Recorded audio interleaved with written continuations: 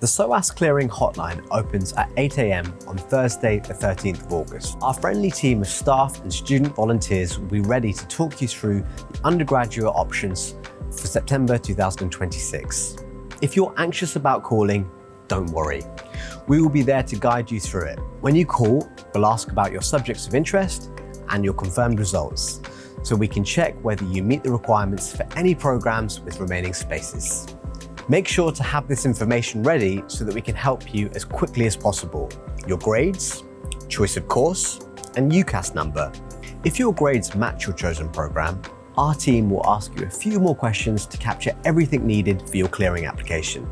We'll then pass this on to the SOAS admissions team, who will review it, follow up if anything's missing, and get back to you with a decision as soon as they can. Because we follow up by email, please double check the email address you give us. You can find more information about clearing and all the degrees on offer on the SOAS website. Good luck with your application.